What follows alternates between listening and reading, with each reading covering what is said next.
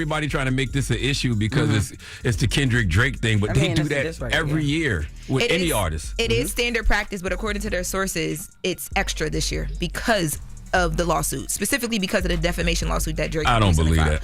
This is according to TMZ and their sources. These are not my sources. So. But the third verse should be the one he do. They got that. He should. Hey, yo, you stupid. He should do the third verse though when he do this. The real nigga challenge. He should do that one. Drake is no longer just sitting back on his phone and in boardrooms trying to find the most trivial ways to stop and slow down the momentum Kendrick Lamar has had during one of the most dominant runs we have ever seen from any musician. This is in contrast to Drake's ultimate nightmare of Kendrick Lamar performing Not Like Us for the largest audience a musician could ever get. And immediately before that, this career-ending diss track winning every major award, being closer to a reality than it has ever been. Now that he's awake, he's doing everything he can to alter the facts of the situation. Drake's greatest efforts to prohibit the record from playing have obviously failed miserably at this moment, given the commotion surrounding the Super Bowl and the official NFL videos currently running, which feature Not Like Us playing. Drake still has the option to stand up and attempt to distance himself from the moment that will cement everything that has transpired in rap to a level that has never been seen before. Indeed, Drake has done just that. During this period, Drake is hiding out in Australia, where he will never be a bigger joke, rather than trying to hold down the 6 or by claiming Texas, which would allow him to try and make the argument for it look more legitimate.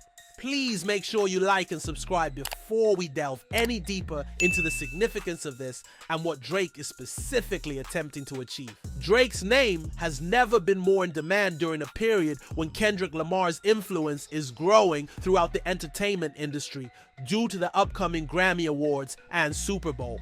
Because of the way the matchup has developed up to this point, and particularly with the Super Bowl, more people than you might imagine are looking forward to Kendrick's performance than the game itself. And Drake has demonstrated that he continues to hit new lows with everything he does, even at a time when Kendrick Lamar is the biggest thing at the year's biggest event. It seemed inevitable that he would make one of his most pitiful moves to date, and naturally he has done just that. Drake is currently attempting to use his departure from home to spend time in a place he hasn't visited in around 10 years as a flex. Of course, Drake isn't just hiding in Australia doing nothing, he's also starting and getting ready for another tour, which includes, interestingly, his first ever solo concert series, the Anita Max Win series. This entire tour was a deliberate move on Drake's part, as evidenced by the fact that he has now planned a series of events that will begin the same night that Kendrick Lamar takes the largest stage any rapper has ever performed on by themselves. Drake moved as far away from the Super Bowl as possible, and was in an area where the event as a whole was not the marquee must-watch moment it is in so many other places. It's to look for success in one of the few places he can still go.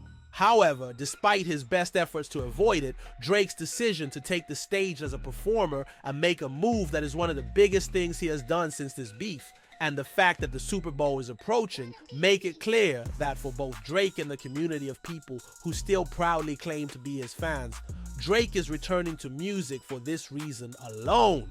While it may seem like he is trying to remind people of who he was and why they became fans in the first place, when you look past what he is trying to say and the message he is trying to convey, given everything else going on in music and culture in which Kendrick Lamar has a significant influence, Drake may believe that this run of shows on the other side of the world will give him the momentum he needs to make a comeback and attempt to regain his place. What is so clear about this entire tour, which features some of the most bizarre branding Drake has ever used, and the entire moment, which, even when we consider what Max is meant to stand for, is simply Drake's alter ego that leads into the things Kendrick more than ever disparaged him about, is that it's just ironic. The fact that Drake is even engaging in such behavior at this time demonstrates how completely his reputation has deteriorated. And in the end, it's pretty obvious today that Drake doesn't give a damn about the music and art of what he does anymore, as he has demonstrated for so long. The sole purpose of his performances is to divert his remaining fans and himself from the actual issues surrounding his name. These issues will only worsen as Kendrick Lamar is poised to achieve heights that no other rapper in their prime has ever achieved, just by taking the stage at the Super Bowl. For Drake, this entire tour is a big play to try and divert attention from Kendrick Lamar. And while some may give him credit for getting back on the mic and trying to play music instead of doing all the other ridiculous things in the book, it only serves to highlight how little he cares about the music itself and how he is only using what little legacy he still has in rap as a tool to try and get his own way for his own selfish reasons.